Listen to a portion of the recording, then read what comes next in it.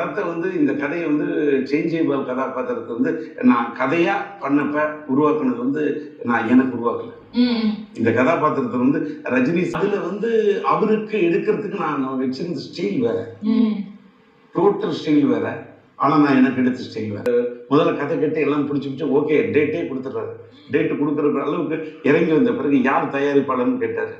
தயாரிப்பாளர் நான் தான் தயாரிக்க போறேன்னு. அப்ப ரஜினி சார் சொன்னாரு, தப்பா நடிக்க நீ ஏன் தயாரிக்க நினைக்கிறீங்க, ஒரு டைரக்டராகவே பெரிய சம்பளம். நான் இங்கே ரஜினி சார் ஒரு பெரிய ஆக்டர், பெரிய ஹீரோ, அவர் வாங்குற அளவுக்கு நான் கெஸ்ட் ரோல் பண்ணணும்னு சொல்லியிருந்தேன். இந்த கதை அவருக்கு பிடிச்சது. ஒரு எத்தனை நாள் வேணும்னு கேட்டார். ஒரு 10 நாள், மிஞ்சி போனால் 15 நாள் கொடுங்க முடிச்சிடும். எத்தனை ஃபைட் வைப்பீங்கன்னாரு. 4 ஃபைட் வைப்பேன். எல்லாம் பிடிச்சது. தயாரிப்பாளர் யாருன்னா நான் தான் பண்ணணும்னு. இந்த காரணத்துக்காக தயாரிப்பாளர் நான் பண்ணணும்னா ஒன்றே இல்லை. ஆக்சுவலாக நான் இப்போ ஒரு கொள்கை வச்சுருக்கேன் ராஜேந்தர். நான் பெரிய கம்பெனி பேனர் படுத்தலாம், ஏவிஎம் உங்க இது மாதிரி இந்த பெரிய கம்பெனிலாம் உங்களை விரும்புகிறாங்க. அந்த மாதிரி ஒரு பெரிய நிறுவனத்தில் நீங்கள் பண்ணாதான் நான் பண்ண முடியும்னு. நான் சொன்னேன் பெரிய நிறுவனத்தில் பண்ணால் நல்லாயிருக்கும், உங்களுக்கு நல்லா இருக்கும். அதனால எனக்கு எந்த யூஸும் இல்லை.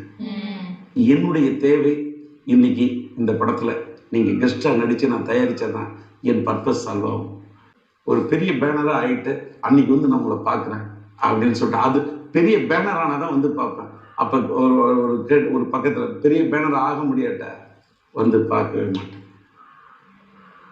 ஏன் யாரையும் செலக்ட் பண்ணணும், நீங்களே நடிச்சா என்ன அப்படின்னு அந்த டிசிஷன் எடுத்ததே மனிதன்.